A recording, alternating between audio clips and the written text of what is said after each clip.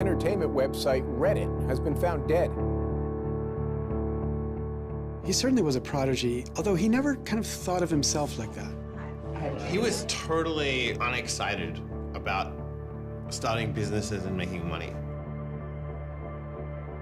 There's a profound sense of loss tonight in Highland Park, Aaron Swartz' hometown, as loved ones say goodbye to one of the internet's brightest lights. Open access and computer activists are mourning his loss. An astonishing intellect. You talk to people who knew him. He was killed by the government, and MIT betrayed all of its basic principles. They wanted to make an example out of him, okay?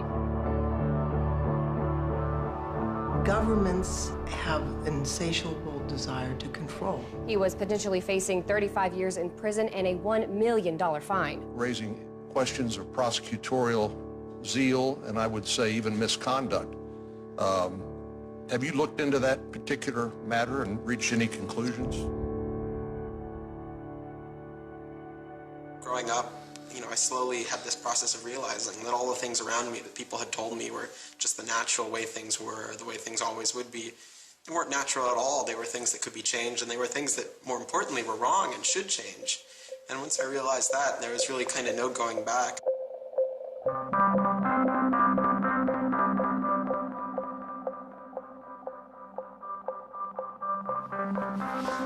Welcome to Story Reading Time. The name of the book is Paddington at the Fair. Well, he was born in Highland Park and grew up here. Aaron came from a family of 3 brothers, all extraordinarily bright. So we were all, not the best behaved children, and, 3 boys running around all the time, causing trouble. Hey, no. But I've come to the realization Aaron learned how to learn at a very young age. 1, 2, 3, 4, 5, 6, 7, 8, 9, 10. Knock, knock. Who's there? Aaron. Aaron who? Aaron, funny man. He knew what he wanted, and he always wanted to do it. He always accomplished what he wanted. His curiosity was endless. Here's a little picture of what the planets are. And each planet has a symbol. Mercury symbol, Venus symbol, Earth symbol, Mars symbol, Jupiter symbol. One day he said to Susan, "What's this free family entertainment in downtown Highland Park?" Free family entertainment downtown Highland Park. He was 3 at the time, and she said, "What are you talking about?" And he said, "Look, it says here on the refrigerator, free family entertainment in downtown Highland Park." And so she was floored and astonished that he could read. It's called My Family Seder. The Seder night is different from all other nights. I remember once we were at the University of Chicago Library. I pulled a book off the shelf that was from like 1900 and showed him and said, "This is really just an extraordinary place." We all were curious children, but Aaron really liked learning and really liked teaching. And today we're going to learn the ABCs backwards. Z-Y-X-W-E-U-T. I remember he came home from his first algebra class, and he was like, "Noah, let me teach you algebra." And I'm like, "What is algebra?" And he was always like that. Now you press the click button. There, now it's got that. Now it's in pink. When he was about 2 or 3 years old, and Bob introduced him to computers, and he just took off like crazy on them. Go fast 102 ABC. We all had computers, but Aaron really took to them, really took to the internet. Working at the computer? Mommy, why is nothing working? He started programming from a really young age. I remember the first program that I wrote with him was in BASIC, and it was a Star Wars trivia game. He sat down with me in the basement where the computer was for hours programming this game. The problem that I kept having with him is there was nothing that I wanted done. And to him, there was always something to do, always something that programming could solve. The way Aaron always saw it is that programming is magic, right? You can accomplish these things that normal humans can't. Aaron made an ATM using like a Macintosh and like a cardboard box. One year for Halloween, I didn't know what I wanted to be, and he thought it'd be really, really cool if I dressed up like his new favorite computer, which at the time was the original iMac. I mean, he hated dressing up for Halloween, but he loved convincing other people to dress up as things that he wanted to see.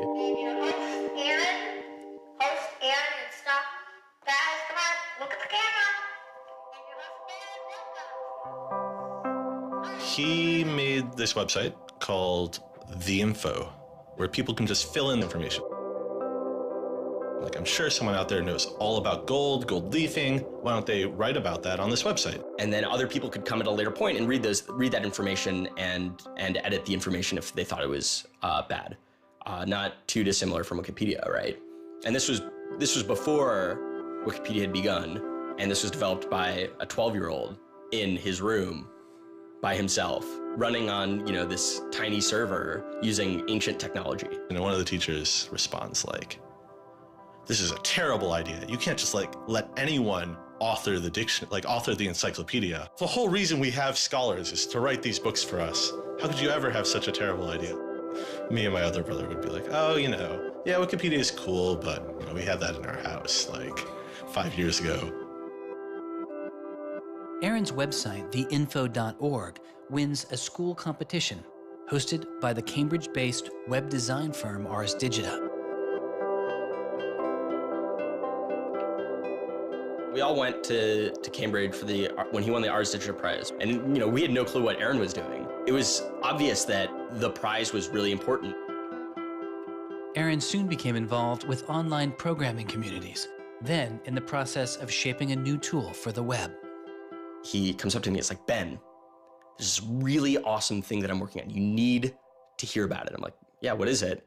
He says, "It's this thing called RSS." And he explains to me what RSS is. I'm like, why is that useful, Aaron? Is any site using it? Why would I want to use it?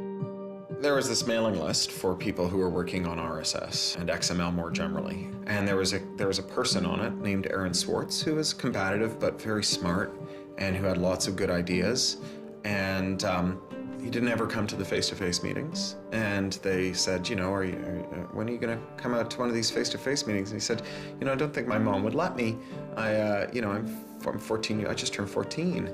And so their first reaction was, well, this colleague we've been working with all year was 13 years old while we were working with him, and he's only 14 now. And their second reaction was, Christ, we really want to meet him. That's extraordinary. He was part of the committee that drafted RSS. What he was doing was to help build the plumbing for modern hypertext. And the piece that he was working on, RSS, was a tool that you can use to get summaries of things that are going on in other web pages.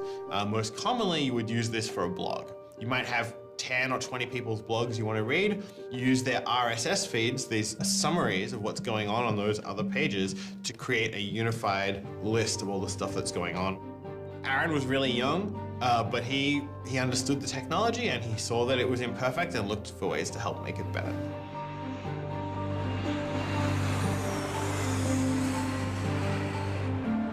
So his mom started bundling him on planes in Chicago. We'd pick him up in San Francisco. We'd introduce him to interesting people to argue with, and we'd marvel at his horrific eating habits. He only ate white food, only steamed rice and not fried rice because that wasn't sufficiently white, and white bread and so on. And you kind of marvel at the quality of the debate emerging from this, what appeared to be a small boy's mouth. And you think, this is a kid who's really gonna go somewhere if he doesn't die of scurvy. Aaron, you're up. I think the difference is that now you can't make companies like Doc was saying. You can't have companies that just, let's sell dog food over the internet, let's sell dog food over cell phones. But there's still a lot of innovation going on. I think if you don't see the innovation, maybe your head is in the sand. He takes on this alpha nerd personality where he's sort of like, I'm smarter than you, and because I'm smarter than you, I'm better than you, and I can tell you what to do. It's an extension of him being kind of like a twerp. So you aggregate all these computers together and now they're solving big problems like searching for aliens and trying to cure cancer. First met him on IRC, on Internet Relay Chat. He didn't just write code. He also sort of got people excited about solving problems. He was a connector. The free culture movement has had a lot of his energy. I think Aaron was trying to make the world work. He was trying to fix it. He had a very kind of strong personality that definitely ruffled feathers at times. It wasn't necessarily the case that he was always comfortable in the world and the world wasn't always comfortable with him.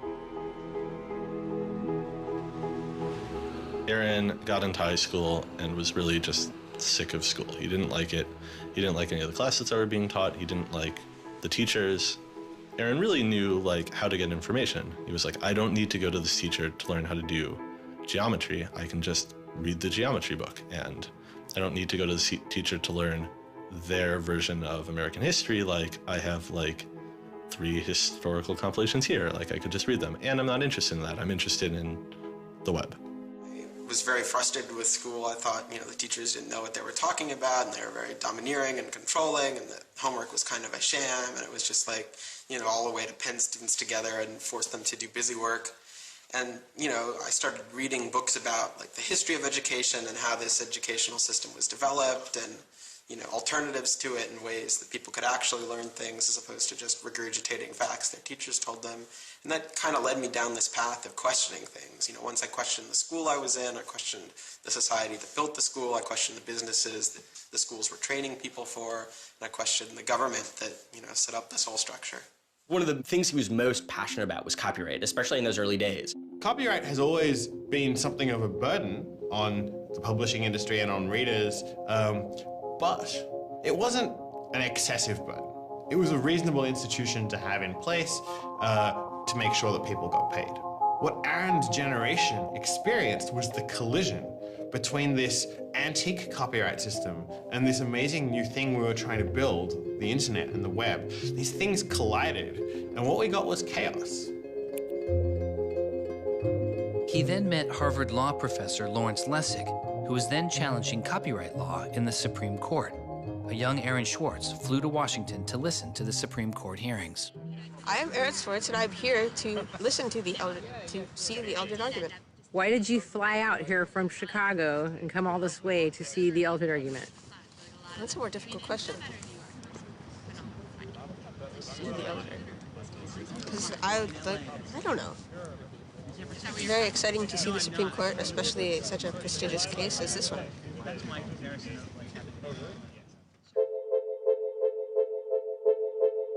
Lessig was also moving forward with a new way to define copyright on the internet. It was called Creative Commons. So the simple idea of Creative Commons is to give people, creators, a simple way to mark their creativity with the freedoms they intended to carry. So if copyright is all about all rights reserved, then this is a kind of some rights reserved model. It's I want a simple way to say to you, here's what you can do with my work, even if there are other things which you need to get my permission before you could do. And Aaron's role was the computer part. How do you architect the licenses so they would be simple and understandable and expressed in a way that machines could process it? And people are like, why do you have this, 15-year-old kid writing the specifications for the Creative Commons? Don't you think that's a huge mistake? And Larry's like, the biggest mistake we would have is not listening to this kid.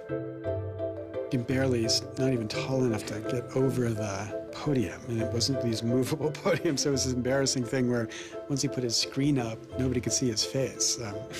When you come to our website here, and you go to choose license, it gives you this list of options, it explains what it means, and you fill out 3 simple questions. Do you want to require attribution? Do you want to allow commercial uses of your work? Do you want to allow modifications of your work? I was floored, just completely flabbergasted that these adults regarded him as an adult.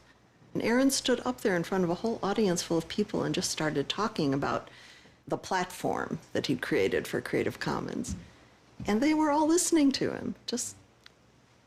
I was sitting at the back thinking, he's just a kid. Why are they listening to him? But they did. Well, I don't think I comprehended it fully. Though critics have said it does little to ensure artists get paid for their work, the success of Creative Commons has been enormous. Currently on the website Flickr alone, over 200 million people use some form of Creative Commons license. He contributed through his technical abilities, and yet it was not simply a technical matter to him. Aaron often wrote candidly in his personal blog. I think deeply about things, and I want others to do likewise. I work for ideas and learn from people. I don't like excluding people. I'm a perfectionist, but I won't let that get in the way of publication. Except for education and entertainment, I'm not going to waste my time on things that won't have an impact. I try to be friends with everyone, but I hate it when you don't take me seriously.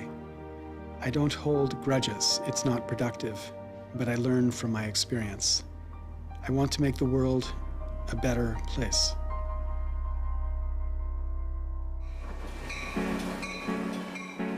In 2004, Swartz leaves Highland Park and enrolls in Stanford University.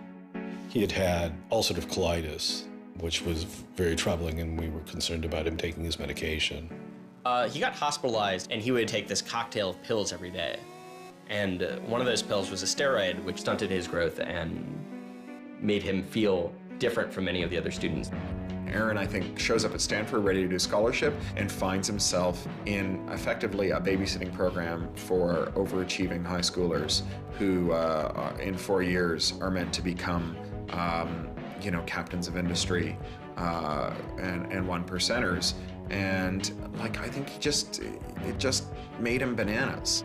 In 2005, after only 1 year of college, Swartz was offered a spot at a new startup incubation firm called Y Combinator, led by Paul Graham. And he's like, hey, I have this idea for a website.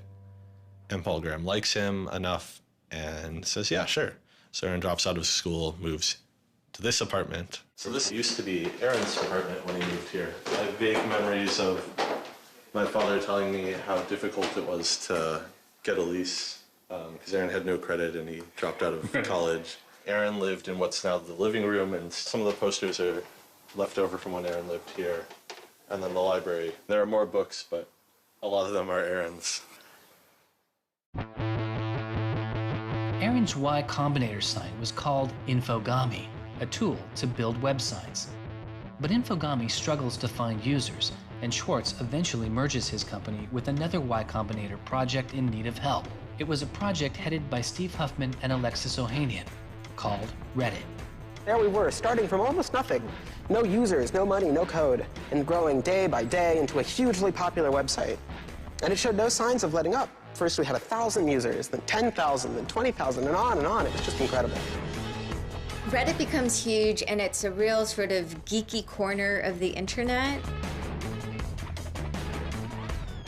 There's a lot of humor, there's a lot of art, and there's just people who flock to the site and make that site the main site they go to every morning to get their news. Reddit kind of just borders on chaos at some level. So on the one hand, it's a place where people discuss news of the day, technology, politics, and issues.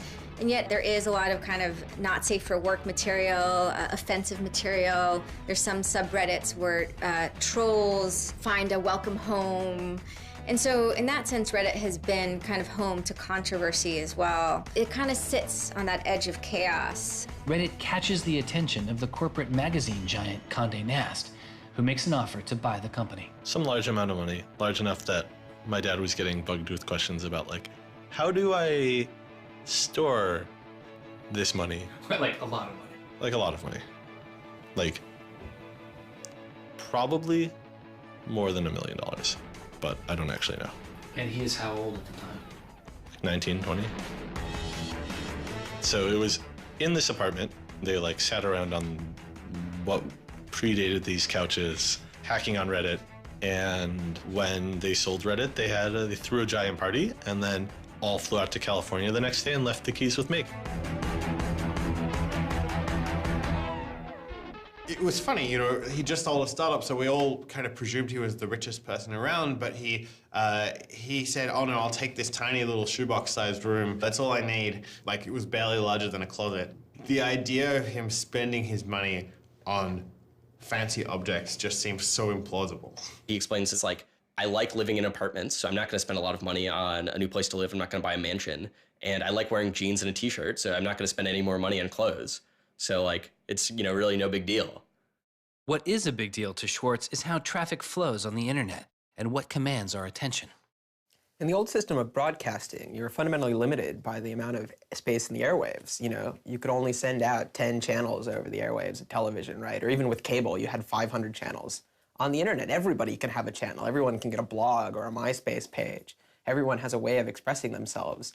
And so what you see now is not a question of who gets access to the airwaves. It's a question of who gets control over the ways you find people. You know, you start seeing power centralizing in sites like Google, these sort of gatekeepers that tell you where on the internet you want to go, the people who provide you your sources of news and information. So it's not, you know, only certain people have a license to speak. Now everyone has a license to speak. It's a question of who gets heard. After he started working in San Francisco at Condé Nast, he comes into the office and they want to give him a computer with all this crap installed on it and say that he can't install any new things on his computer, which to a developer is outrageous, right? From the first day, he was complaining about all this stuff. Gray walls, gray desks, gray noise. The first day I showed up here, I simply couldn't take it. By lunchtime, I had literally locked myself in a bathroom stall and started crying. I can't imagine staying sane with someone buzzing in my ear all day, let alone getting any actual work done. Nobody else seems to get work done here either. Everybody's always coming into our room to hang out and chat or invite us to play the new video game system that Wired is testing. He really had different aspirations that were politically oriented. And Silicon Valley just doesn't really quite have that culture that orients technical activity for the purposes of political goals. Aaron hated working for a corporation. They all hate working for Condé Nast, but Aaron is like the only one who's not going to take it. And Aaron basically gets himself fired by not showing up to work ever. It was said to be a messy breakup. Both Alexis Ohanian and Steve Huffman declined to be interviewed for this film. He rejected the business world. One of the really important things to remember about that choice when Aaron decided to kind of leave startup culture is that he was also leaving behind the things that had made him, you know, famous and well-loved, and, you know, he was at risk of letting down fans. He got to where he was supposed to be going and had the self-awareness and the orneriness to realize that he had climbed the mountain of shit to pluck the single rose and discovered that he'd lost his sense of smell.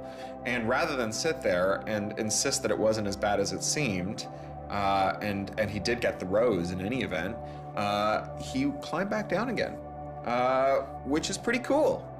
The way Aaron always saw it is that programming is magic, right? You can accomplish these things that normal humans can't by being able to program. So if you had magical powers, would you use them for good or to make you mountains of cash? Swartz was inspired by one of the visionaries he had met as a child, the man who had invented the World Wide Web, Tim Berners-Lee. In the 1990s, Berners-Lee was arguably sitting on one of the most lucrative inventions of the 20th century. But instead of profiting from the invention of the World Wide Web, he gave it away for free. It is the only reason the World Wide Web exists today.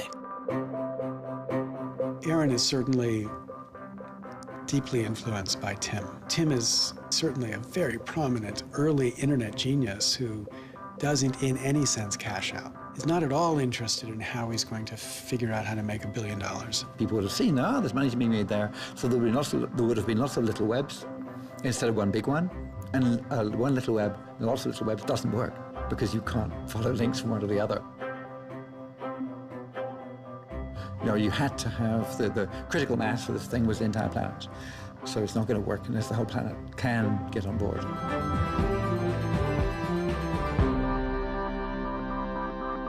I mean, I feel very strongly that it's not enough to just live in the world as it is, to just kind of take what you're given and, follow the things that adults told you to do and that, your parents told you to do and that society tells you to do. I think you should always be questioning. I take this very scientific attitude that everything you've learned is just provisional, that, you know, it's always open to recantation or refutation or questioning.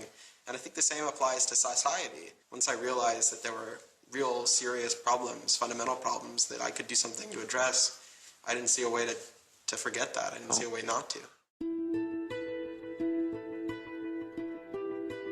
We just started spending a lot of time just kind of as friends.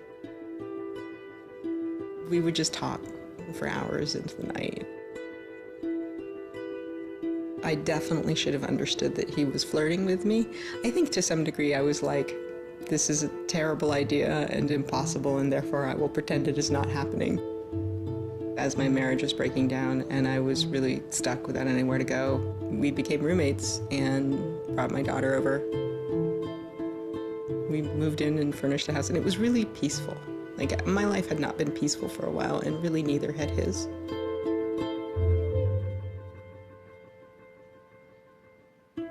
We were extremely close from the beginning of our romantic relationship. We were in constant contact, but we're both really difficult people to deal with. In a very Alan McBeal discussion, he confessed he had a theme song, and I made him play it for me. It was Extraordinary Machine by Fiona Apple. I think it was just that sense of kind of being a little bit embattled that the song has. And it also had like this hopefulness to it. By foot it's a slow climb, but I'm good at being uncomfortable, so I can't stop changing all the time. Because in many ways, Aaron was tremendously optimistic about life. Even when he didn't feel it, he could be tremendously optimistic about life. Extraordinary machine. What are you doing? Flickr has video now. Swartz threw his energy into a string of new projects involving access to public information, including an accountability website called watchdog.net and a project called the Open Library. So the Open Library project is a website that you can visit at openlibrary.org. And the idea is to be a huge wiki, an editable website with one page per book. So for every book ever published, we want to have a web page about it that combines all the information from publishers, from booksellers, from libraries, from readers onto one site, and then gives you links where you can buy it, you can borrow it, or you can browse it. I love libraries. You know, I'm the kind of person who goes to a new city and immediately seeks out the library. So that's the dream of Open Library, is building this website where both you can leap from book to book, from person to author, from subject to idea, go through this vast tree of knowledge that's been embedded and lost in big physical libraries, that's hard to find, that's not very well accessible online, is really important because books are a cultural legacy. You know, books are the place people go to write things down, and to have all that swallowed up by one corporation is kind of scary. How can you bring public access to the public domain? It may sound obvious that you'd have public access to the public domain, but in fact, it's not true. So the public domain should be free to all, but it's often locked up. There's often, guard cages. It's like having a national park, but with a moat around it and gun turrets pointed out in case somebody might want to actually come and enjoy the public domain. One of the things Aaron was particularly interested in is bringing public access to the public domain. This is one of the things that got him into so much trouble. I had been trying to get access to federal court records in the United States. What I discovered was a puzzling system called PACER, which stands for Public Access to Court Electronic Records. I started Googling, and that's when I ran across Carl Malamud. Access to legal materials in the United States is a $10 billion per year business. PACER is just this incredible abomination of government service. It's 10 cents a page. It's this most brain-dead code you've ever seen. You can't search it. You can't bookmark anything. You got to have a credit card. And these are public records. It's U.S. district courts are very important. It's where a lot of our seminal litigation starts, civil rights cases, patent cases, all sorts of stuff. And journalists and students and citizens and lawyers all need access to PACER, and it fights them every step of the way. People without means can't see the law as readily as people that have that gold American Express card. It's a poll tax on access to justice. The law is the operating system of our democracy, and you have to pay to see it. That's not much of a democracy. They make about $120 million a year on the PACER system, and it doesn't cost anything near that, according to their own records. In fact, it's illegal. The E-Government Act of 2002 states that the courts may charge only to the extent necessary in order to reimburse the costs of running PACER.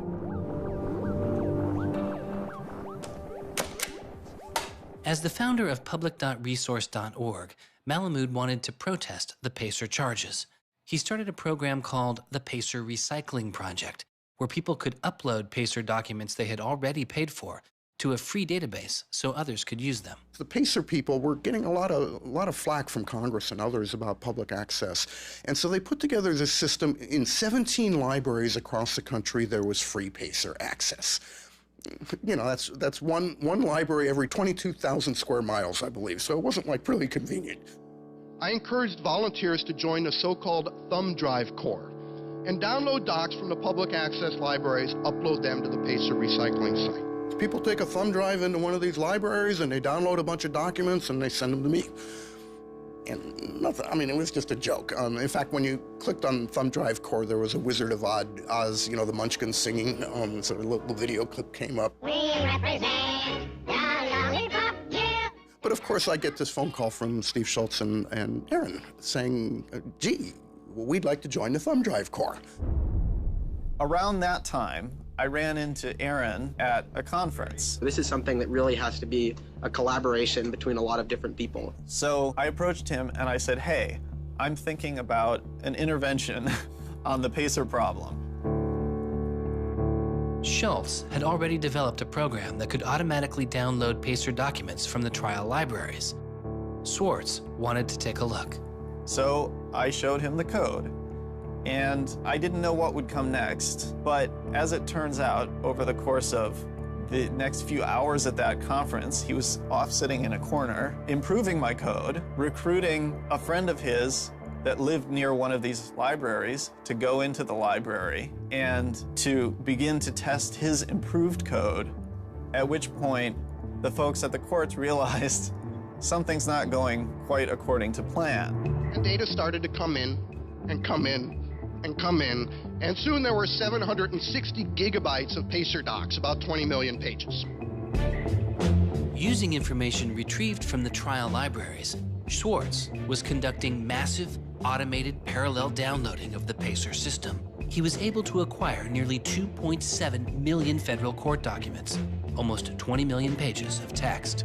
Now, I'll grant you that 20 million pages had perhaps exceeded the expectations of the people running the Pilot Access Project, but surprising a bureaucrat isn't illegal. Aaron and Carl decided to go talk to the New York Times about what happened. They also caught the attention of the FBI, who began to stake out Schwartz's parents' house in Illinois. But I get a tweet from his mother saying, call me. It's like, oh my God, what the hell's going on here? And so I finally got a hold of Aaron, and Aaron's mother was like, oh my God, FBI, FBI, FBI. An FBI agent drives down our home's driveway trying to see if Aaron is in his room. And I remember being home that day and wondering why this car was driving down our driveway and just driving back out. I was like, that's weird. 5 years later, I read this FBI file and I'm like, oh my goodness. That was the FBI agent in my driveway. He was terrified. He was totally terrified. He was way more terrified after the FBI actually called him up on the phone and tried to sucker him into coming down to a coffee shop without a lawyer. He said he went home and laid down on the bed and was shaking. The downloading also uncovered massive privacy violations in the court documents. Ultimately, the courts were forced to change their policies as a result. And the FBI closed their investigation without bringing charges. To this day, I find it remarkable that anybody, even at the most remote podunk field office of the FBI, thought that a fitting use for taxpayer dollars was investigating people for criminal theft on the grounds that they had made the law public. How can you call yourself a lawman and think that there can possibly be anything wrong in this whole world with making the law public? Aaron was willing to put himself at risk for the causes that he believed in. Bothered by wealth disparity, Swartz moves beyond technology and into a broader range of political causes. I went into Congress and I invited him to come and hang out and intern for us for a while so that he could learn, the political process. He was sort of learning about a new community, a new set of skills, and kind of learning to hack politics. It seems ridiculous that miners should have to hammer away until their whole bodies are dripping with sweat, faced with the knowledge that if they dare to stop, they won't be able to put food on the table that night, while I get to make larger and larger amounts of money each day just by sitting and watching TV. But apparently the world is ridiculous. So I co-founded a group called the Progressive Change Campaign Committee, and what we try and do is we try and organize people over the internet who care about progressive politics and moving the country in a more progressive direction to kind of come together, join our email list, join our campaigns, and help get progressive candidates elected all across the country. The group is responsible for igniting the grassroots effort behind the campaign to elect Elizabeth Warren to the Senate. He might have thought it was a dumb system, but he came in and he said, I need to learn this system because it can be manipulated like any social system. But his passion for knowledge in libraries didn't take a back seat. Aaron began to take a closer look at institutions that publish academic journal articles. By virtue of being students at a major U.S. university, I assume that you have access to a wide variety of scholarly journals. Pretty much every major university in the United States pays these sort of licensing fees to organizations like JSTOR and Thomson and ISI to get access to scholarly journals that the rest of the world can't read. These scholarly journals and articles are essentially the entire wealth of human knowledge online, and many have been paid for with taxpayer money or with government grants. But to read them, you often have to pay again, handing over steep fees to publishers like Reed Elsevier. These licensing fees are so substantial that people who are studying in India instead of studying in the United States don't have this kind of access. They're locked out from all of these journals. They're locked out from our entire scientific legacy. I mean, a lot of these journal articles, they go back to the Enlightenment. Every time someone has written down a scientific paper, it's been scanned and digitized and put in these collections. That is a legacy that has been brought to us by the history of people doing interesting work, the history of scientists. It's a legacy that should belong to us as a commons, as a people, but instead it's been locked up and put online by a handful of for-profit corporations who then try and get the maximum profit they can out of it. So a researcher paid by the university or the people publishes a paper, and in the very, very last step of that process, after all the work is done, after all the original research is done, the thinking, the lab work, the analysis, after everything is done at that last stage, then the researcher has to hand over his or her copyright to this multi-billion-dollar company. And it's sick. It's an entire economy built on volunteer labor. And then the publishers sit at the very top and scrape off the cream. Talk about a scam. One publisher in Britain made a profit of $3 billion last year. I mean, what a racket. JSTOR is just a very, very small player in that story, but for some reason, JSTOR is the player that Aaron decided to confront. He'd gone to some conference around open access and open publishing, and I don't know who the person from JSTOR was, but I think at some point Aaron asked the question, like, how much would it cost to open up JSTOR in perpetuity? And they gave some, I think it was $200 million, something that Aaron thought was totally ridiculous. Working on a fellowship at Harvard, he knew users on MIT's famously open and fast network Nextdoor had authorized access to the riches of JSTOR. Swartz saw an opportunity. You have a key to those gates. And with a little bit of shell script magic, you can get those journal articles. On September 24th, 2010, Swartz registered a newly purchased Acer laptop on the MIT network under the name Gary Host. The client name was registered as Ghost Laptop. He doesn't hack JSTOR in the traditional sense of hacking. The JSTOR database was organized, so it was completely trivial to figure out how you could download all the articles in JSTOR because it was basically numbered. It was basically, / number article 444,024, then 25, then 26. He wrote a Python script called keepgrabbing.py, which was like keep grabbing one article after another. The next day, Ghost Laptop begins grabbing articles, but soon the computer's IP address is blocked. For Swartz, it's barely a bump in the road. He quickly reassigns his computer's IP address and keeps downloading. Well, JSTOR and MIT take a number of steps to try to interfere with this when they notice that this is happening. And when the more modest steps don't work, then at a certain stage, JSTOR just cuts off MIT from having access to the JSTOR database. So there's this kind of cat and mouse game around getting access to the JSTOR database. Aaron ultimately, obviously, is the cat because he has more technical capability than the JSTOR database people do in defending them. And eventually, there was an unlocked supply closet in the basement of one of the buildings. And he went, instead of going through Wi-Fi, he went down there and he just plugged his computer directly into the network and just left it there with an external hard drive downloading these articles to the computer. Unknown to Swartz, his laptop and hard drive had been found by authorities. They didn't stop the downloads. Instead, they installed a surveillance camera. They found the computer in this room in the basement of an MIT building. They could have unplugged it. They could have waited for the guy to come back and said, dude, what are you doing? You know, cut it out. Who are you? And they could have done all that kind of stuff, but they didn't. What they wanted to do was film it to gather evidence to make a case. That's the only reason you film something like that.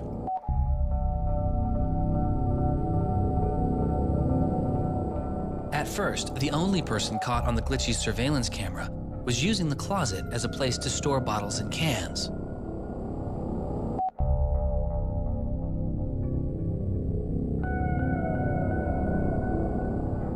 But days later, it caught Swartz.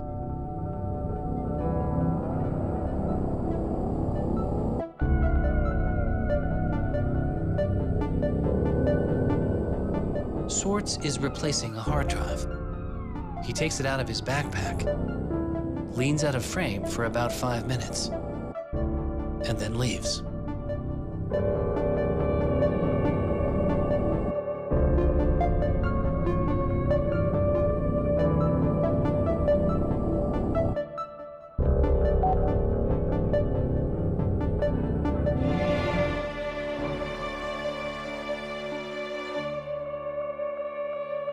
And then they organized a stakeout where as he was biking home from MIT, these cops came out from either side of the road or something like that and started going after him. He describes that he was pressed down and assaulted by the police. He tells me that it's unclear that they were police that were after him. He thought that someone was trying to attack him. He does tell me they beat him up.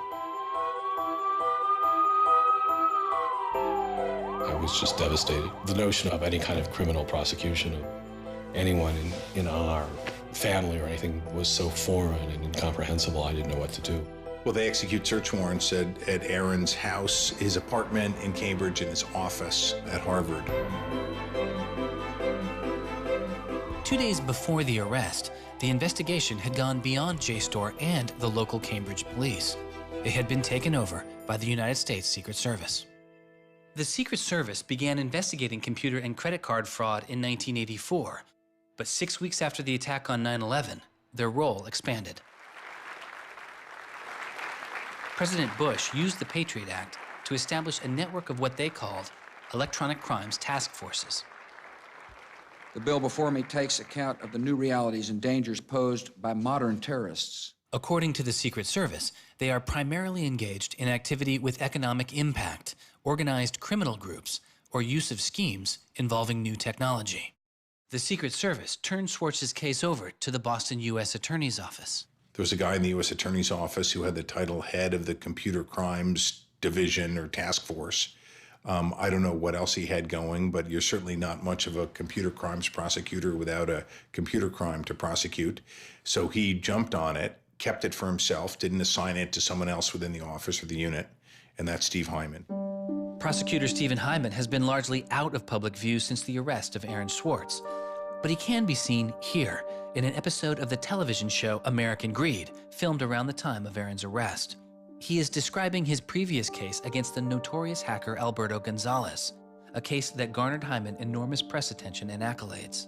Gonzalez masterminded the theft of over 100 million credit card and ATM numbers, the largest such fraud in history.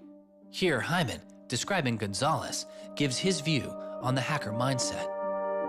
These guys are driven by a lot of the same things that we're driven by. They have an ego, they like challenge, and of course they like money and everything you can get from money. One of the suspects implicated in the Gonzalez case was a young hacker named Jonathan James. Believing Gonzalez's crimes would be pinned on him, James committed suicide during the investigation.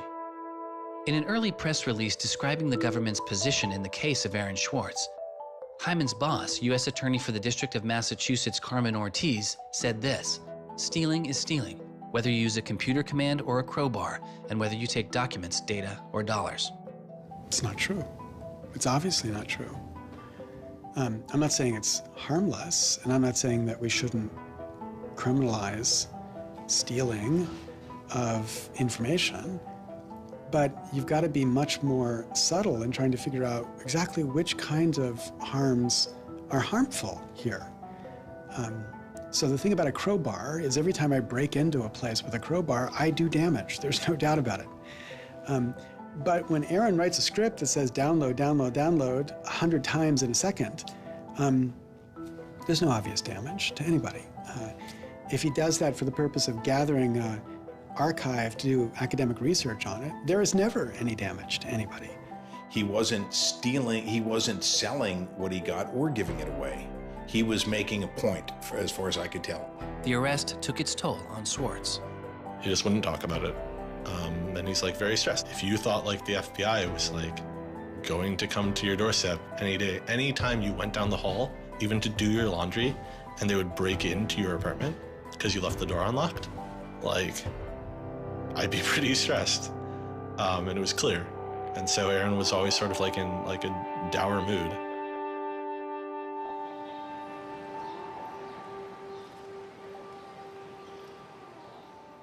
He wouldn't give off any sensitive information about his whereabouts during this time because he was so afraid that the FBI would be waiting for him. It was a time of unprecedented social and political activism. Time magazine would later name as their 2011 Person of the Year, the protester. There was a kind of hotbed of hacker activity going on. WikiLeaks had released a trove of diplomatic cables. Manning had been under arrest at the time. It was unknown whether he was the source of the leak. Anonymous, which is a kind of protest ensemble that has a lot of hackers in its ranks, were going on various sprees of sorts. If you compare that to what he did, his stuff should have been left behind for MIT and JSTOR to deal with in a kind of private, professional manner. It should have never gotten the attention of the criminal system. It just didn't belong there.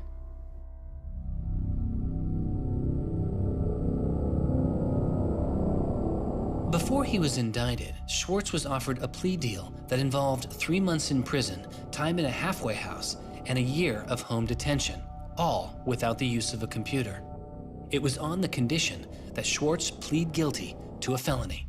Here we are. We have no discovery, no evidence whatsoever about what the government's case is, and we have to make this immense decision where the lawyer is pushing you to do this, the government is giving you a non-negotiable demand, and you're told that your likelihood of prevailing is small, so whether you're guilty or not, you're better off taking the deal.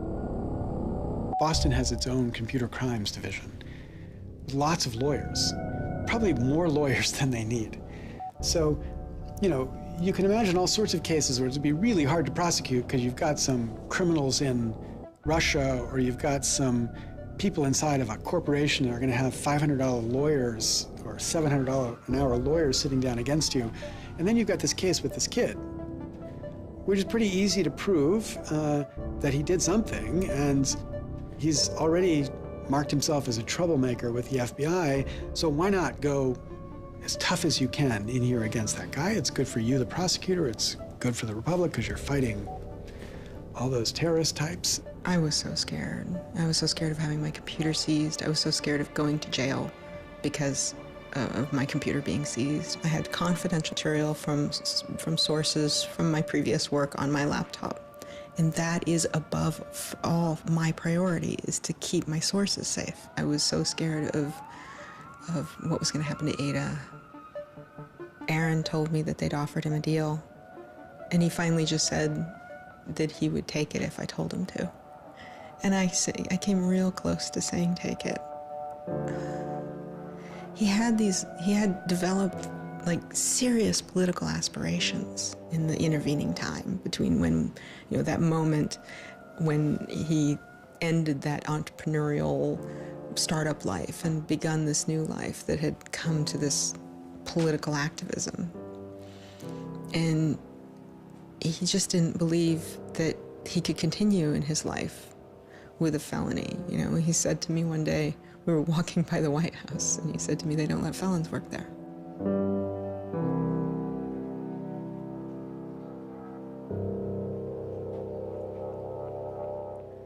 And he really wanted that to be his life. He hadn't killed anybody. He hadn't hurt anybody. He hadn't stolen money. He hadn't done anything that seemed felony worthy, right? And there is this idea that there's no reason that he should be labeled a felon and taken away his right to vote in many states for doing what he did. That's just outrageous. It makes sense for him to be, maybe fined a bunch of money or, asked not to come back to MIT again. But to be a felon, to face jail time. Swartz turned down the plea deal. Hyman redoubled his efforts. Hyman continued to press us at all levels. Even with the physical evidence seized from Aaron's Acer computer, hard drive, and USB drive, the prosecutors needed evidence of his motives. Why was Aaron Swartz downloading articles from JSTOR, and just what did he plan to do with them? The government claims that he was planning to publish these. We don't really know whether that was his real intention, because Aaron also had a history of doing projects where he'd analyze giant data sets of articles in order to learn interesting things about them. The best evidence for that was that when he was at Stanford, he also downloaded the whole Westlaw legal database. In a project with Stanford law students, Swartz had downloaded the Westlaw legal database. He uncovered troubling connections between funders of legal research and favorable results.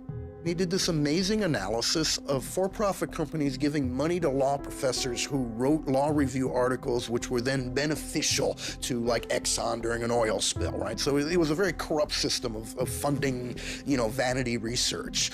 Swartz had never released the Westlaw documents. In theory, he could have been doing the same thing about the JSTOR database. That would have been completely okay.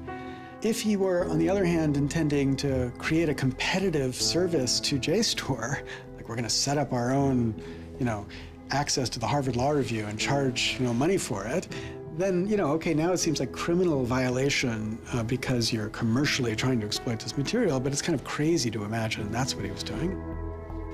So, but then there's the middle case. Well, what if he was just trying to liberate it for all of the developing world? But depending on what he was doing, it creates a very different character to how the law should be thinking about it. The government was prosecuting him as if this was like a commercial criminal violation, like stealing a whole bunch of credit card records. It was that kind of crime.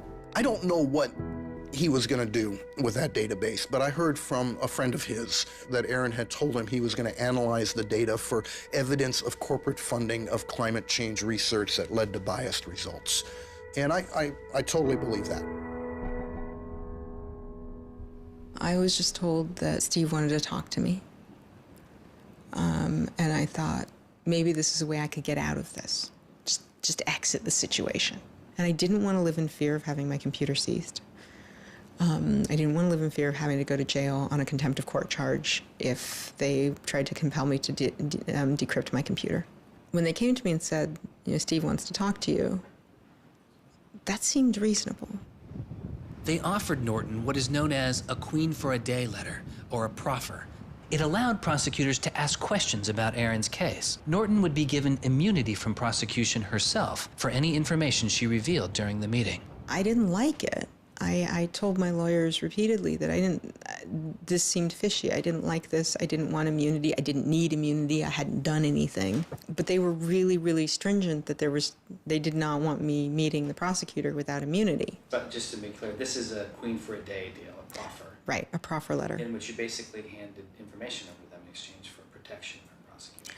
So it wasn't handing information over. It was, at least that's not how I saw it. It was just having a discussion, having an interview with them. Well, they're asking you questions. They're asking me questions. They can ask about whatever they want. Right.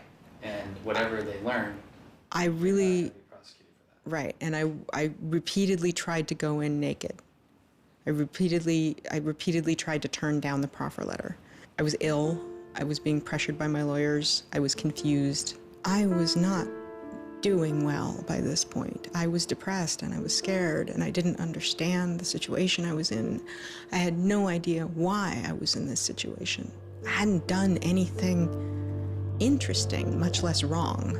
We went out of our minds. Aaron was clearly very distraught about it. We were very distraught about it. Aaron's attorneys were very distraught about it. We tried to get Quinn to change attorneys.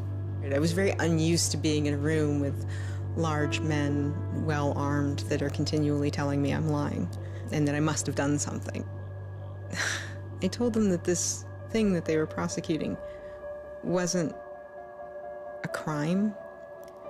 I told them that they were on the wrong side of history. I used that phrase. I said, you're on the wrong side of history. And they looked bored. They didn't even look angry. They just looked bored. And it began to occur to me that we weren't having the same conversation. I mean, I told them plenty of things about, why people would download journal articles, and eventually, I don't remember what was around it. I mentioned that he'd done this blog post, the Guerrilla Open Access Manifesto. This is the Guerrilla Open Access Manifesto, supposedly written in July 2008 in Italy. Information is power. But like all power, there are those who want to keep it for themselves. The world's entire scientific and cultural heritage, published over centuries in books and journals, is increasingly being digitized and locked up by a handful of private corporations. Meanwhile, those who have been locked out are not standing idly by. You've been sneaking through holes and climbing over fences, liberating the information locked up by the publishers and sharing them with your friends. But all this action goes on in the dark, hidden underground. It's called stealing or piracy, as if sharing a wealth of knowledge were the moral equivalent of plundering a ship and murdering its crew. But sharing isn't immoral, it's a moral imperative. Only those blinded by greed would refuse to let a friend make a copy. There's no justice in following unjust laws. It's time to come into the light and, in the grand tradition of civil disobedience, declare our opposition to this private theft of public culture. The manifesto itself was allegedly written by 4 different people and also edited by Norton. But it was Swartz who had signed his name to it.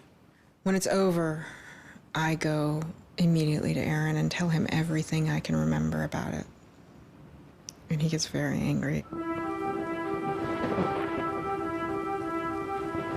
The things that I'd done shouldn't have added up that way. I hadn't done anything wrong, and everything had gone wrong. But I was never...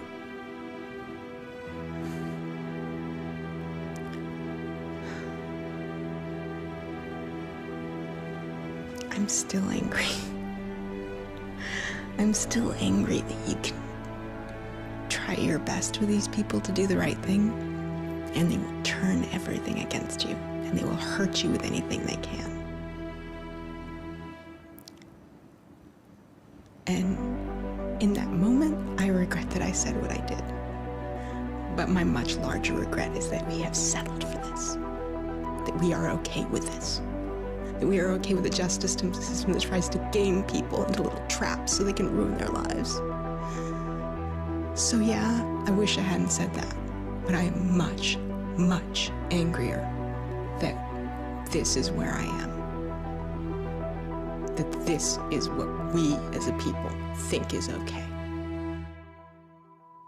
They used every method that I think they could think of to get her to provide information which would be unhelpful to Aaron and helpful to the prosecution of Aaron. Right. But you know, I don't think she had information that was helpful to the government. Months go by as Swartz's friends and family await a looming indictment. In the meantime, Swartz was becoming a go-to expert on a series of internet issues. To you then, do you think that the internet is something that should be considered a human right and something that the government cannot take away from you?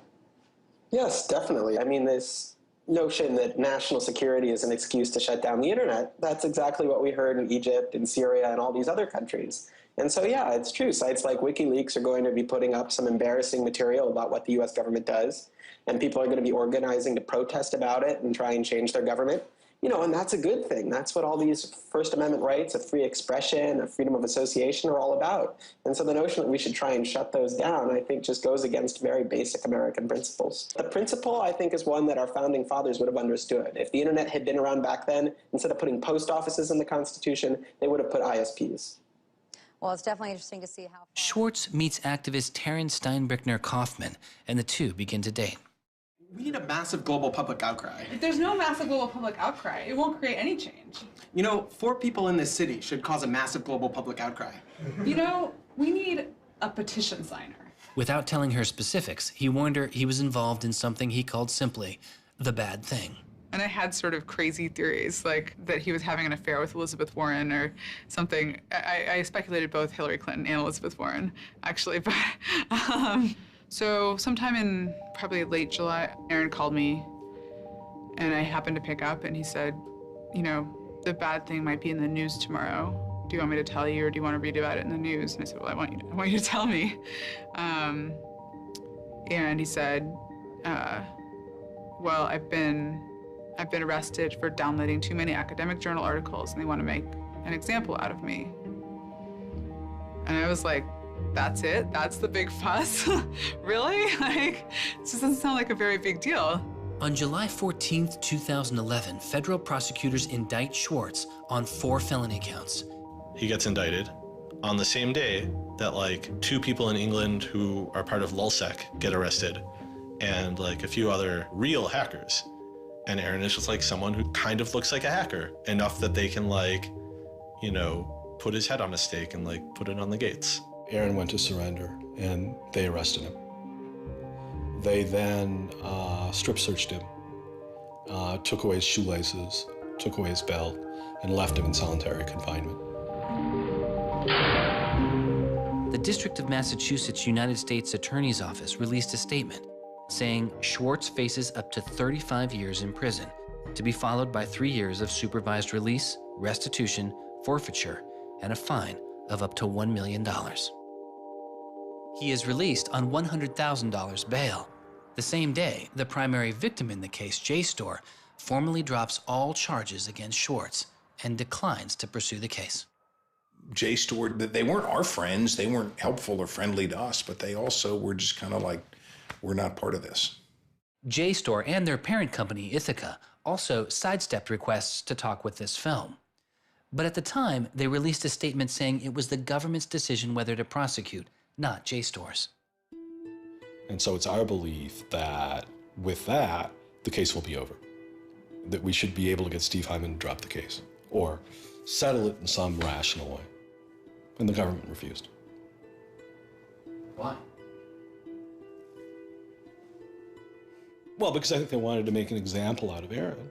And they said they wanted to, the reason why they wouldn't move on requiring a felony conviction and jail time was that they wanted to use this case as a case of for deterrence. They told us that. They told you that? Yes. This was going to be an example? Yes. He was going to be an example? Yes. Steve Hyman said that. Deterring who? Like, there's other people out there running around logging onto JSTOR and downloading the articles to make a political statement? I mean, who are they deterring? It would be easier to understand the Obama administration's posture of supposedly being for deterrence if this was an administration that, for instance, prosecuted arguably the biggest economic crime that this country has seen in the last 100 years, the crimes that were committed that led to the financial crisis on Wall Street. When you start deploying the non-controversial idea of deterrence only selectively, you stop making a dispassionate analysis of law-breaking, and you started deciding to deploy law enforcement resources specifically on the basis of political ideology. And that's not just undemocratic, it's supposed to be un-American. Prosecutor Stephen Hyman later reportedly told MIT's outside counsel that the straw that broke the camel's back was a press release sent out by an organization Swartz founded called Demand Progress. According to the MIT account, Hyman reacted to the short statement of support, calling it a wild internet campaign and a foolish move that moved the case from a human one-on-one level to an institutional level. That was a poisonous combination. A prosecutor who didn't want to lose face, who had a political career in the offing maybe, and didn't want to have this come back and haunt them. You spent how many tax dollars arresting someone for taking too many books out of the library and they got your ass handed to you in court? No way. I then moved to try to put pressure on MIT in various ways to get them to go to the government and request the government to stop the prosecution. What is MIT's reaction to that? There doesn't seem to be any reaction from MIT at that point.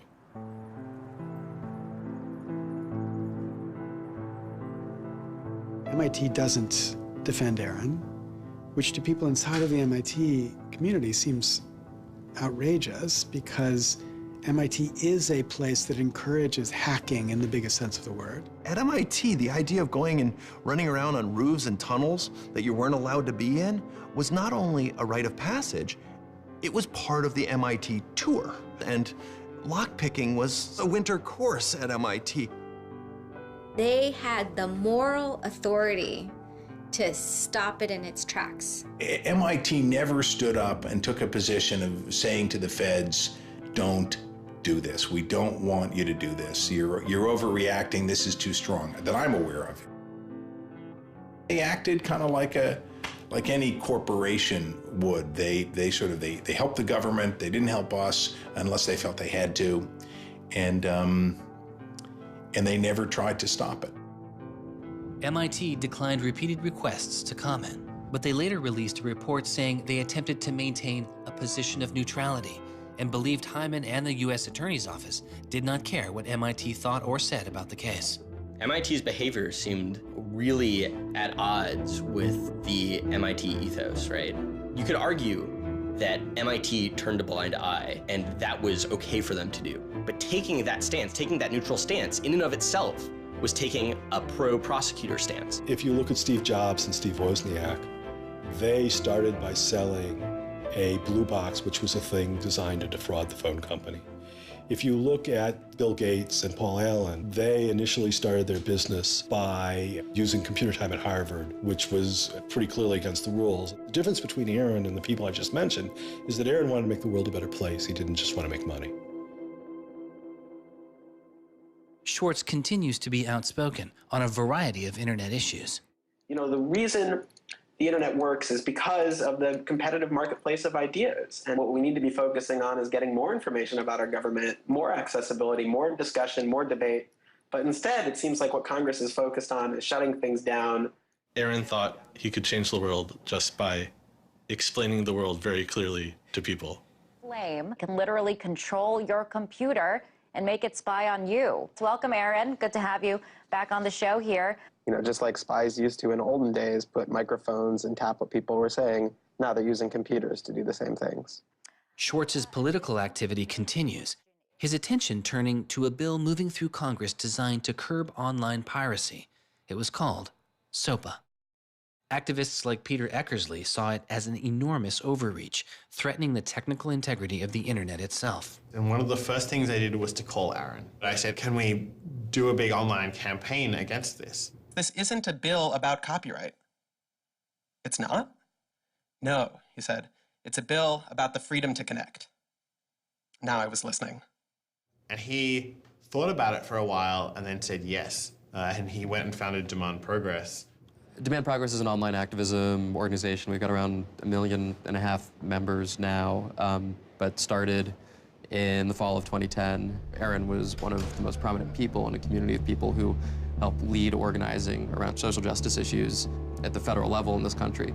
SOPA was the bill that was intended to curtail online piracy of music and movies, but what it did was basically take a sledgehammer to a problem that needed a scalpel. If passed, the law would allow a company to cut off finances to entire websites without due process, or even to force Google to exclude their links. All they needed was a single claim of copyright infringement. It pitted the titans of traditional media against a new and now far more sophisticated remix culture. It makes everyone who runs a website into a policeman. And if they don't do their job of making sure nobody on their site uses it for anything that's even potentially illegal, the entire site can get shut down without even so much as a trial. This was over the top. I mean, this was a catastrophe. This bill poses a serious threat to speech and civil liberties for all who use the internet. There were only a handful of us who said, look, we're not for piracy either, but it makes no sense to destroy the architecture of the internet, the domain name system, and so much that makes it free and open in the name of fighting piracy. And Aaron got that right away. The freedoms guaranteed in our Constitution, the freedoms our country had been built on, would be suddenly deleted. New technology, instead of bringing us greater freedom, would have snuffed out fundamental rights we'd always taken for granted. And I realized that day, talking to Peter, that I couldn't let that happen. When SOPA was introduced in October 2011, it was considered inevitable. Our strategy when it first came out was to hopefully slow the bill down, maybe weaken it a little bit, but even we didn't think that we would be able to stop this bill.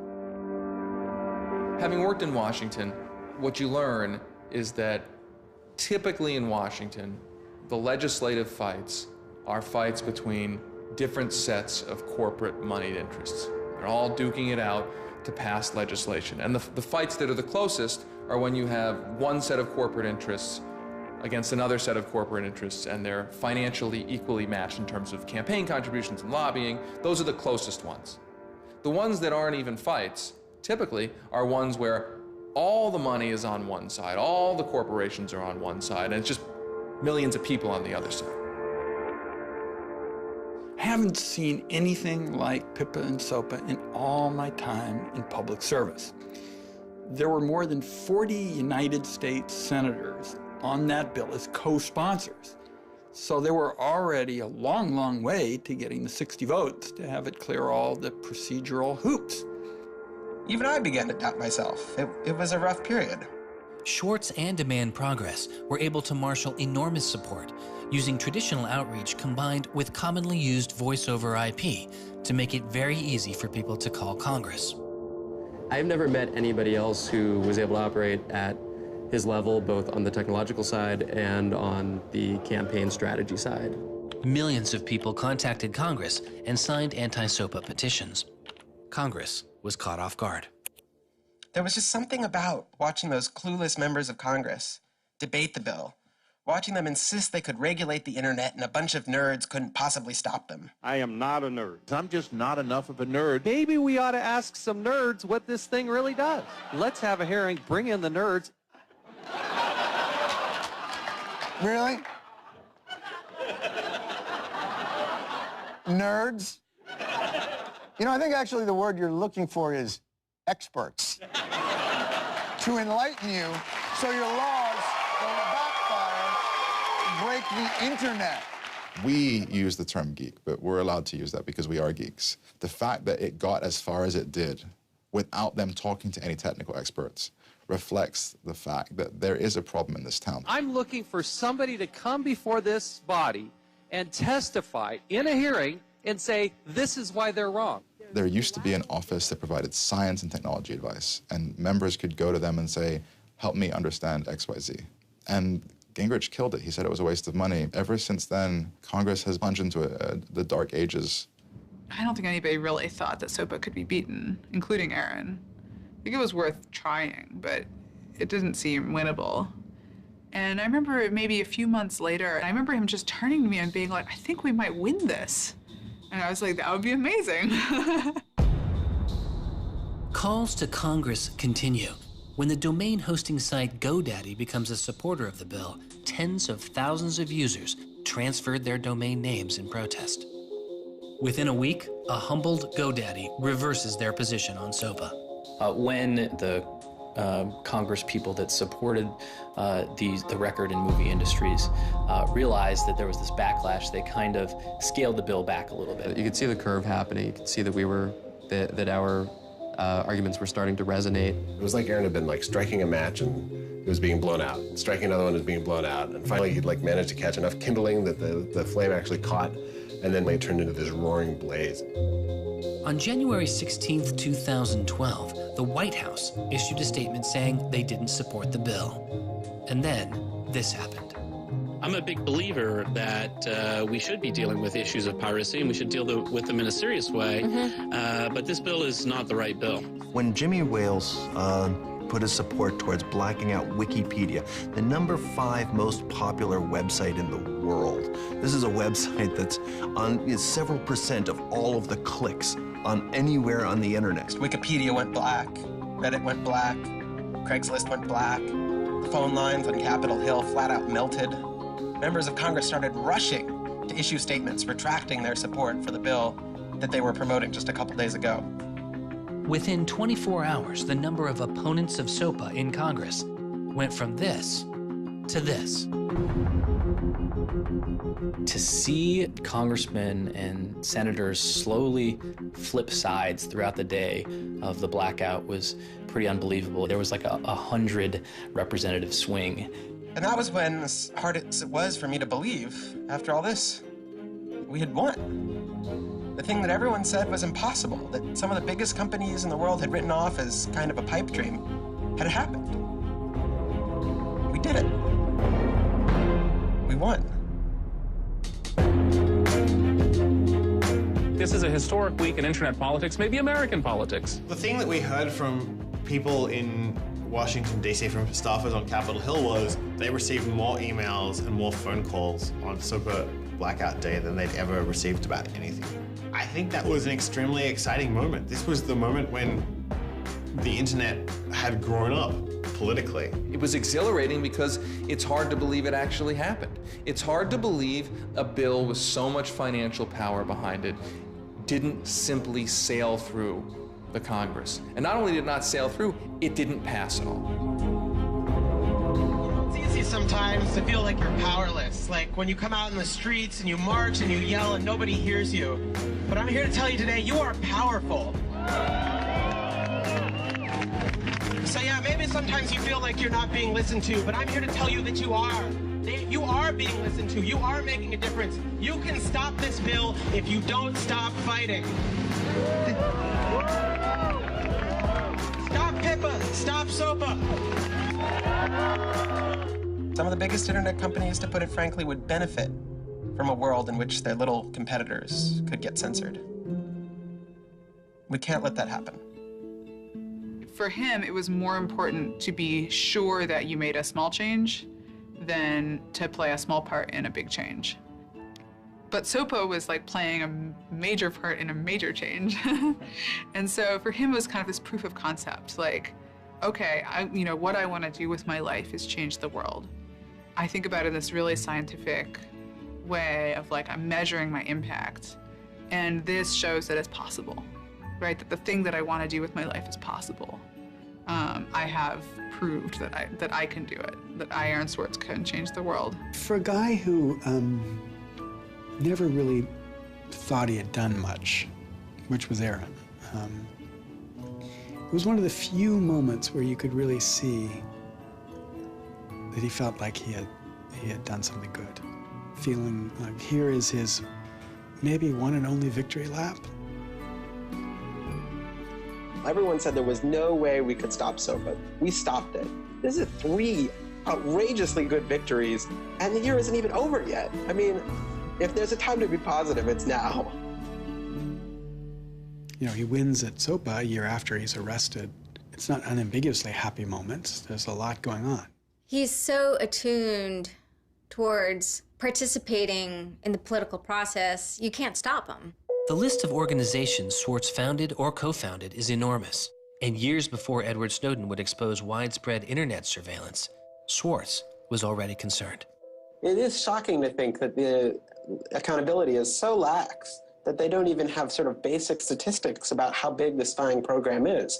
And if the answer is, oh, we're spying on so many people we can't possibly even count them, then that's an awful lot of people, right? And even one thing if they said, look, you know, we know the number of telephones we're spying on, we don't know exactly how many real people that corresponds to, but they just came back and said, we can't give you a number at all. That's pretty, I mean, it's scary is what it is. Well, that's scary. You know, they put incredible pressure on him, took away his, you know, all of the money he had made. They, you know, threatened to take away his physical freedom. Why'd they do it, you know? I mean, well, why are they going after whistleblowers, you know? Why are they going after people who tell the truth about all sorts of things? I mean, from the banks to the, you know, to war, to just sort of government transparency. So secrecy serves those who are already in power. And we are living in an era of secrecy that coincides with an era where the government is doing also a lot of things that are probably illegal and unconstitutional. So those two things are not coincidences. It's very clear that this technology has been developed not for small countries overseas, but right here for use in the United States by the U.S. government. The problem with the spying program is it's this sort of long, slow expansion, you know, going back to the Nixon administration, right? Obviously, it became big after 9/11 under George W. Bush, and Obama has continued to expand it, and the problems have slowly grown worse and worse. But there's never been this moment you can point to, say, okay, we need to galvanize opposition today because today is when it matters. Instead, it's mattered for. The prosecution, in my estimation, of Aaron Swartz was about sending a particular laser-like message to a group of people that the Obama administration sees as politically threatening.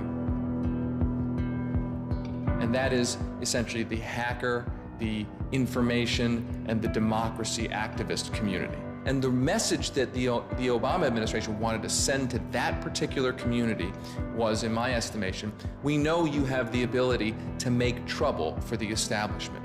And so we are going to try to make an example out of Aaron Swartz to scare as many of you as possible into not making that trouble.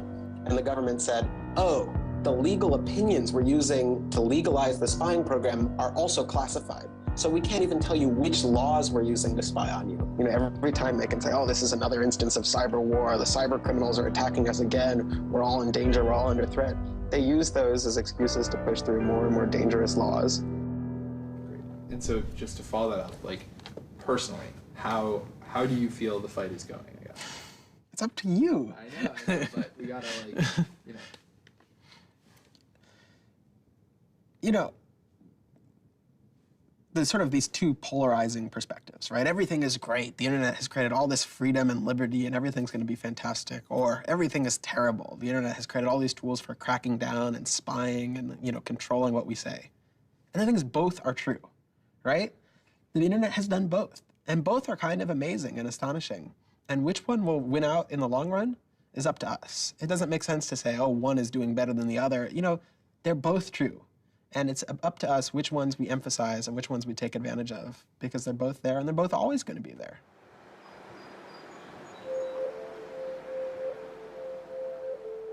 On September 12, 2012, federal prosecutors filed a superseding indictment against Swartz, adding additional counts of wire fraud, unauthorized access to a computer, and computer fraud. Now, instead of 4 felony counts, Swartz was facing 13. The prosecution's leverage had dramatically increased, as did Swartz's potential jail time and fines. They filed a separate indictment to add more charges, and they had a theory about why this conduct constituted a number of federal crimes, and that a very significant sentence could attach to it under the law. That theory, and much of the prosecution's case against Swartz, involved a law created originally in 1986. It is called the Computer Fraud and Abuse Act. The Computer Fraud and Abuse Act was inspired by the movie War Games with Matthew Broderick, which is a great movie. I have you now. In this movie, a kid gets the ability through the magic of computer networks to, like, launch a nuclear attack.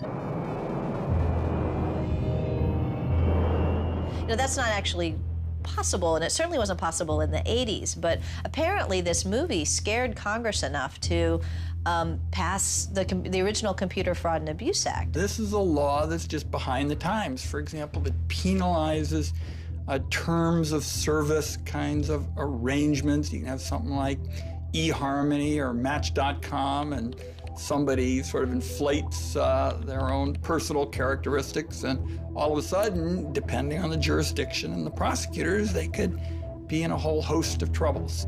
We all know what terms of use are. Most people don't read them, but not abiding by their terms could mean you are committing a felony. The website terms of service often say things like, be nice to each other, or don't do anything that's improper. The idea that the criminal law has anything to say about these kinds of violations, I think strikes most people as crazy. The examples get even more crazy. Until it was changed in March of 2013, the terms of use on the website of Hearst's 17 magazine said you had to be 18 in order to read it. I would say that the way the CFA has been interpreted by the Justice Department, we are probably all breaking the law. Vague and prone to misuse, the CFAA has become a one-size-fits-all hammer for a wide range of computer-related disputes. Though not the only factor in his case, 11 of the 13 charges against Swartz involved the Computer Fraud and Abuse Act. The question why hangs over much of the story of Aaron Swartz. Just what was motivating the government, and what would their case have been? The Department of Justice declined requests for answers, but Professor Oren Kerr is a former prosecutor who has studied the case. So I think I come about this case from a different direction than other people on a number of reasons. I was a federal prosecutor at the Justice Department for 3 years before I started teaching. The government came forward with an indictment based on what crimes they thought were committed, just as a purely lawyers matter, looking at the precedents, looking at the statute, looking at the history, looking at the cases that are out there so far. I think it was a fair indictment based on that. You can debate whether they should have charged this case. There's just a lot of disagreement. Some people are on the open access side, some people are not. I think the government took Swartz's guerrilla open access manifesto very seriously. And I think they saw him as somebody who was committed as a moral imperative to breaking the law to overcome a law that Swartz saw as unjust. And in a democracy, if you think a law is unjust, there are ways of changing that law. There's going to Congress, as Swartz did so masterfully with SOPA. Or you can violate that law in a way to try to nullify that law. And I think what was driving the prosecution was the sense that Swartz was committed not just to breaking the law, but to really making sure that law was nullified, that everyone would have access to the database in a way that you couldn't put the toothpaste back into the tube. It would be done, and Swartz's side would win. There's a big disagreement in society as to whether that is an unjust law, and ultimately that's a decision for the American people to make, working through Congress. And then the second problem is, I think, we're still trying to figure out what's the line between less serious offenses and more serious offenses. We're now entering this different environment of computers and computer misuse, and we don't yet have a really strong sense of exactly what these lines are. So we're just working that out. This is a poor use of prosecutorial discretion. The hammer that the Justice Department has to scare people with it just gets bigger and bigger and bigger. And so most people just, you can't roll the dice with your life like that. Should we tap somebody's phone? Should we film them? Should we turn somebody and get them to testify against these other people? That's how federal agents and prosecutors think. They build cases, they make cases. Swartz was caught in the gears of a brutal criminal justice system that could not turn back, a machine that has made America the country with the highest rate of incarceration in the world. We have in this country allowed ourselves to be captured by the politics of fear and anger, and anything we're afraid of, like the future of the internet and access, and anything we're angry about instinctively creates a criminal justice intervention. And we've used jail, prison, and punishment to resolve a whole host of problems that historically were never seen as criminal justice problems. The impulse to threaten, indict, prosecute, which is part of what has created this debate and controversy over online access and information on the internet, is very consistent with what we've seen in other areas. The one difference is that the people who are usually targeted and victimized by these kinds of criminal and carceral responses are typically poor and minority. Swartz's isolation from friends and family increased. He had basically stopped working on anything else, and the case was, in fact, like taking over sort of his whole life. One of Aaron's lawyers apparently told the prosecutors that he was emotionally vulnerable and that was something that they really needed to keep in mind so that they knew that. It was weighing on him very heavily. He did not like having his actions and his movements restricted in any way. And the threat of jail, which they pounded him with a lot, was terrifying to him. Completely exhausted his financial resources, and it cost us a lot of money also, and he raised a substantial amount of money. So it was, it was in the millions of dollars. The legal defense Yes, was in millions. yes. Yeah, I think he didn't want to be a burden to people. I think that was a factor. Like, I have my normal life, and then I have this shitty thing I have to deal with. And I try to, like, keep the two of them as separate as possible. But they were just beginning to blur together, and everything was becoming shitty. Swartz faced a tough choice that was only getting tougher. Do you admit guilt and move on with your life, or do you fight a broken system?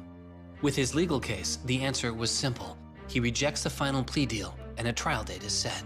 Aaron was resolute that he didn't want to knuckle under and accept something that he didn't believe was fair, but I also think he was scared.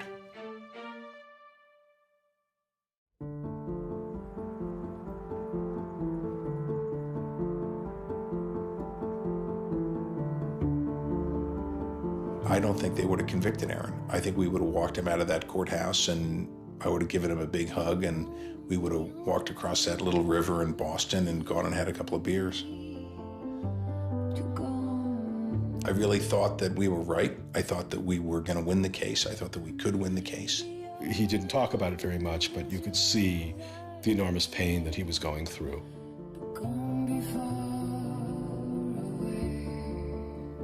No time in his childhood did Aaron have any severe mood swings or like depressive episodes or anything that I would ascribe to severe depression.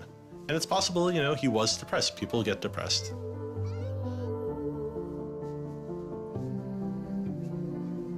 Very early in our relationship, like 3 or 4 weeks in or something, I remember him saying to me that I was a lot stronger than he was. He was brittle in a lot of ways. Things were a lot harder for him than for a lot of people. It was part of his brilliance, too. I think he probably had something like clinical depression in his early 20s. I don't think he did when I was with him. He wasn't a joyful person, but that's different from being depressed. He was just under such enormous pressure for 2 years straight. He just didn't want to do it anymore. He was just like, I just think it was too much.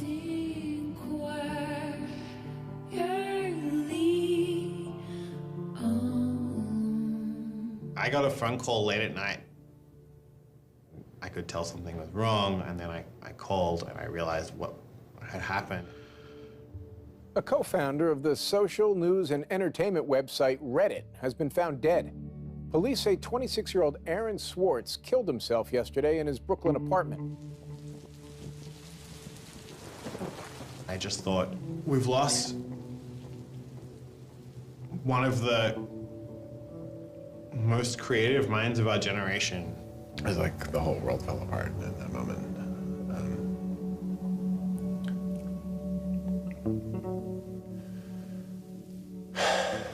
It was one of the hardest nights of my life.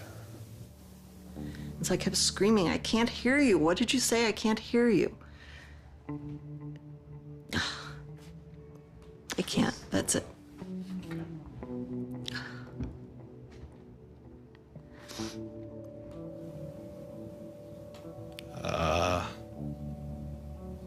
Yeah, none of it made any sense. And really still doesn't. I was so frustrated, angry.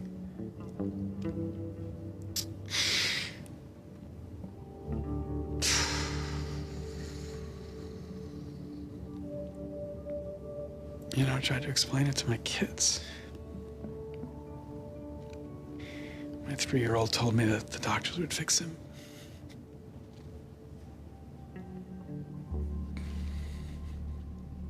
I've known lots of people who've died, but I've never lost anybody like this.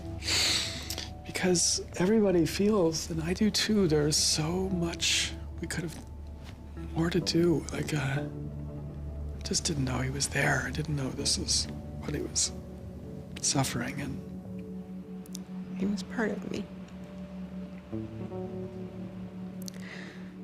And I just wanted it to not be real. And then I just looked at his Wikipedia page and I saw the end date.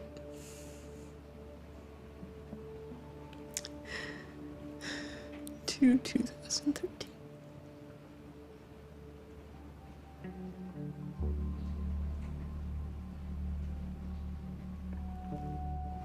Aaron is dead. Wanderers in this crazy world, we have lost a mentor, a wise elder. Hackers for right, we're one down. We've lost one of our own. Nurturers, carers, listeners, feeders, parents, all, we have lost a child. Let us all weep.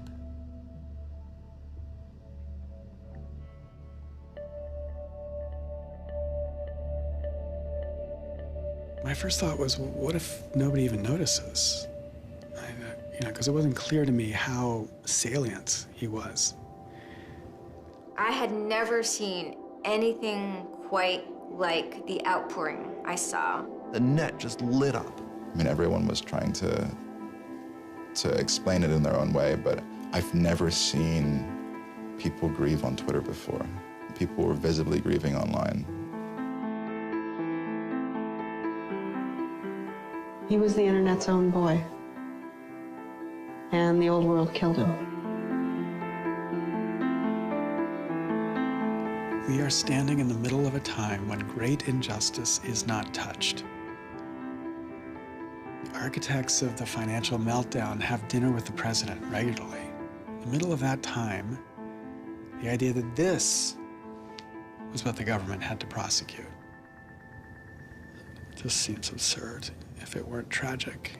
The question is, can we do something, given what's happened, to make the world a better place? And how can we further that legacy? That's the only question one can ask. All over the world, there were starting to be hackathons and gatherings. Aaron Swartz has, in some sense, brought the best out of us in trying to say, how do we fix this? He was, in my humble opinion, one of the true extraordinary revolutionaries that this country has produced. I don't know whether Aaron was defeated or victorious, but we are certainly shaped by the hand of the things that he wrestled with. When we turn armed agents of the law on citizens trying to increase access to knowledge, we've broken the rule of law, we've desecrated the temple of justice. Aaron Swartz was not a criminal. Change does not roll in on the wheels of inevitability, it comes through continuous struggle. Aaron really could do magic. And I'm dedicated to making sure that his magic doesn't end with his death. He believed that he could change the world, and he was right. Out of the last week and out of today, phoenixes are already rising. Since Swartz's death, Representative Zoe Lofgren and Senator Ron Wyden have introduced legislation that would reform the Computer Fraud and Abuse Act, the outdated law that formed the majority of the charges against Swartz. It's called Aaron's Law. Aaron believed that, you literally ought to be asking yourself all of the time, what is the most important thing I could be working on in the world right now? And if you're not working on that, why aren't you?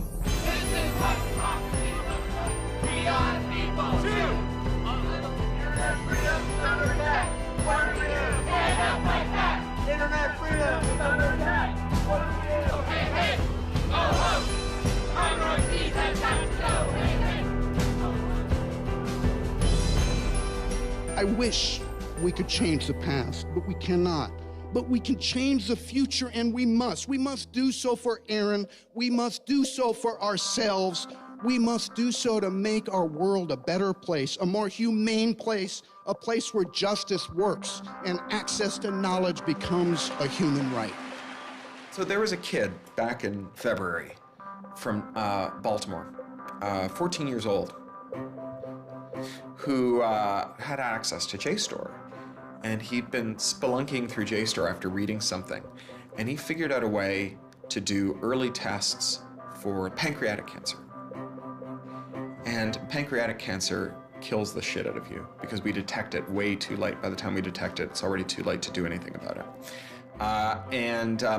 He sent emails off to the entire oncology department at Johns Hopkins, you know, hundreds of them.